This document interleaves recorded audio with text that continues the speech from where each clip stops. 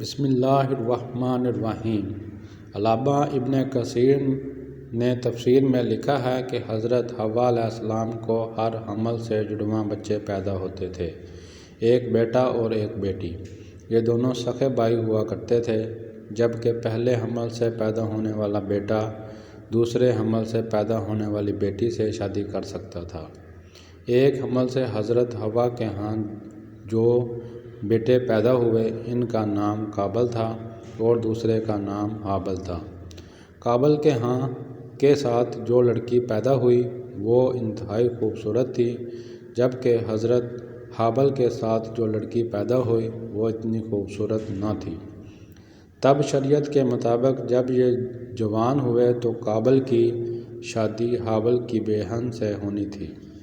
حضرت حابل کی شادی قابل کی بہن سے ہونی تھی، کیونکہ قابل اپنی ہی بہن کو پسند کرنے لگا اور وہ اسی سے شادی کرنا چاہتا تھا، جبکہ شریعت آدم میں یہ ممنوع تھا۔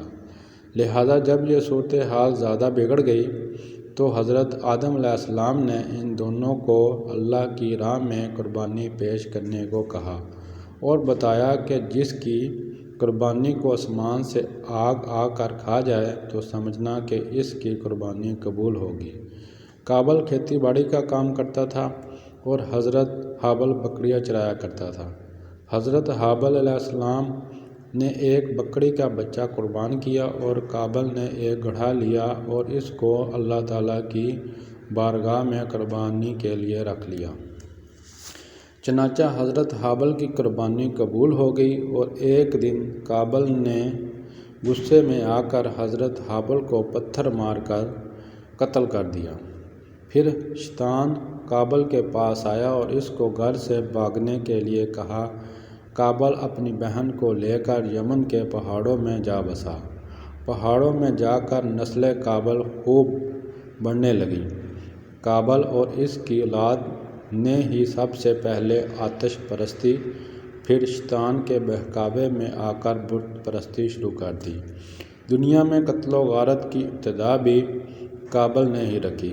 حضرت عبداللہ بن مسعود رضی اللہ تعالیٰ عنہ سے مروی ہے کہ رسول اللہ صلی اللہ علیہ وآلہ وسلم نے فرمایا، دنیا میں جب بھی کوئی ظلم سے قتل ہوتا ہے تو اس کا گناہ قابل کی گردن پر ضرور ہوتا ہے۔ دوستو، ویڈیو پسند آئے تو چینل سبسکرائب کریں اور اس ویڈیو کو صدقہ جاریہ سمجھ کر آگے شیئر کریں۔ اللہ آپ سب کا حامی و ناصر۔